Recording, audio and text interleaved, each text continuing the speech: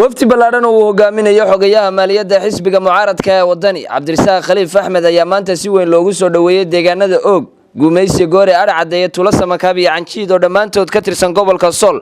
waxaana deegaanadaasi soo dhaweynta wafdigani ka qayb qaadanayay kumanaan kamid ah taageerayaasha xisbiga wadani ee gobolka Sool iyagoo ku dhawaaqay ereya ay ku taageersan yihiin xisbiga mucaaradka ee wadani waxaana Cabdirasaaq Khaliif Axmed xogayaha maaliyadda xisbiga mucaaradka ee wadani uu xariga ka jaray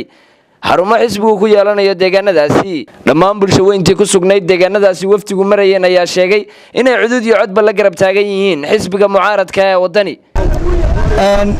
halkan inaanu foodgarayno ama aanu cod dhiibano umaanaan iman dhammaan gobolka Sool wuxuu ka siman yahay inuu Cabdirasaaq soo dhawo Cabdirasaaq waa gurigiisii waa dadkiisii waa deegaankiisii intuu naga maqnaana waxaan maqli jiray markaan dugsiga hoose dhigan jirnay alqalb alqaayib waljism alxaadir isagu wuxuu ahaa alqalb alxaadir waljism alxaadir hadduu hargeysa inaga jiray qalbiyadeenu ku jiray si fiican baan idiin soo dhawaynaynaa wadani ee uu wato Cabdirasaaq Khaliif Axmed guuleed yaanu soo dhawaynaynaa salaan kaliya laabaan ku soo dhawaynaynaa haddaan nahay degmada Arcadeeye waxaanu diyaar u nahay oo hiil iyo hoob la garab taaganahay xisbiga wadani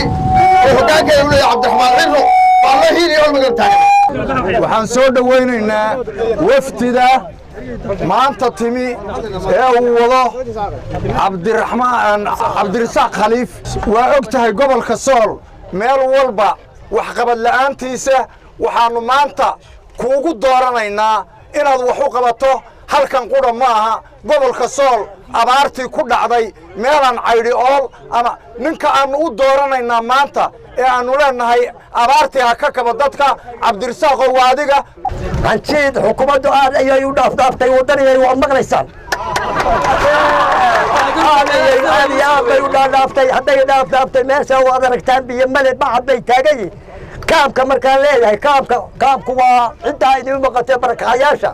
Canjiidna waa taagantii meeshaas biyo la'aan afarta intaas sanadood oo degalada ay ku fadhiday Soomaaliland xukuumaddu way dhaaftay indhahay ka lalisay waxaan u malaynayaa waa xusbigii ceelkan idin soo saari lahaa oo biyaha idin soo saari lahaa oo idin aad idin barwaaqayn lahaa intaasi kadib wafdigan ayaa loo soo galbiyay magaalada Laascaanood iyagoona munaasabad loogu qabtay barxadda Hotel Xamdi cuqaal waxgarad iyo aqoonyahanka hadalka uu kala dambeeyay ayaa dhamaantood ka marxaati kacay waxqabadkii uu gobolka ka qabtay Cabdirasaaq Khaliif Axmed iyagoona intaasi ku daray inay taageero la garab taagan yihiin xisbiga mucaaradka ee wadani Cabdirasaaq u soo dhaweyseen oo wanaagaynu ku ognahay inaan xisbiga wadani ku raacno soo naga diyaar maaha Cabdirasaaq waxaanu ku tuumaynaa inuu dhalinyarada aqoonta lahaa quality-ga lahaa asalkii ahaa inuu soo celiyo waxaanu ballana inaynu kaarka qaadano xisbiga wadani iyo Cabdirasaaq Khaliif oo leaderkeenu ku ognahay gobolada Sool Sanaag iyo Buuhoole maantana dadweynaha waxaanu kula talinaynaa in codka la siiyo loo gurmado wixii dhimay ay soo noqdaan iyo ka badaniba annagu xildhibaanadii kulmiye ka soo baxay annaga kulmiye waa xisbi qaran muu dhicin laakiin siyaasadiisa waanu salugnaa wax wada shaqeynaa nagama dhaxayso shacabkana lugoyn ma noolanayna kulmiye la shaqeeye wadani baan annagu codkayga siinaynaa wadani baan la shaqeynaynaa khasama qofka hadduu xisbi ka soo baxo siyaasadiisa saluugo inuu u xidhnaado reer Soolow Muuse widiin duman doonaa wuxuu oran doonaa mujaahidnimo cod ma ku bixinaysaan innagu codkeena waa Cabdirasaaq Khaliif iyo wadani dad baa la yaabi doona soo dhaweyntan aad samayseen macnaha ay leedahay toodo ma lacag baa la siiyay ma qaab kale wax loogu sheegay ma si kala loo farsameeyay waxay tan cadeynaysaa murti uu lahaa nin siyaasi oo xisbiga wadaniba ka tirsan oo leeyahay Xirsi Cali Xaaji Xasan oo yiri wadadka qalbigooda lacag laguma dubo ama laguma dabo dadka waxa weeye waxa deeqan wanaaga iyo maxabada iyo galgacalka Cabdirasaaq Khaliif Axmed xogayaha maaliyadda ee xisbiga wadani ayaa isaguna u mahad celiyay boqolaalka shacabka ee ku soo dhaweeyay guud ahaan deegaanada gobolka Sool wuxuuna sheegay in xisbigoodu ay ka go'an tahay wax ka qabashada baahiyaha deegaanadani marka ugu horeysa waa salaamaya bulshooyinka halkan isugu timid ay ugu horeeyaan odayaasha dhaqanka haweenka dhalinyarada aqoonyahanka kala duwan كوادرت حزبك يا تاجرياشي سعد بن السلام السلام عليكم ورحمة الله وبركاته سلام كدب مرة وهذا الخير عند كوبا ديو وايو يا سجالك سبحانه يا هذا الطاعة صدق دي قلبنا كله ذهين بين تاجنين وايدين محبقية آد بردكم محبقية سولوينتا iyo ixtiraamka iyo sharafta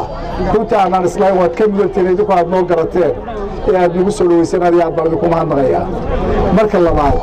anigu ixtiraamaya ra'yiga iyo aragtiyaha dadka halka ka soo jeediyeen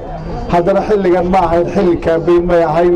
annaguna campaign ma soconin waxay ahayd wax danteena wada ah sida la sheegay oo danta guud ee gobolka iyo dadka iyo deegaanka wax badan ay naga xidhayeen oo ah diiwaangelinta soo socota ee bilaabmaysa 10 bisha la galayn doono inaanu idinku dhiirigelino idinkana qayb qaadano sidii dadku ay kaarkooda u qaadan lahaayeen cabdirasaaq khaliif axmed ayaa ka mid ah siyaasiyiinta farakutiriska ee saameynta ku leh guud ahaanba deegaanada Sool Sanaag iyo Cayn isagoona mar walba ka dhex muuqda saaxadda siyaasadda xisbiga uu ka tirsan yahay Samiir Saciid Bile Bulsha TV la saanood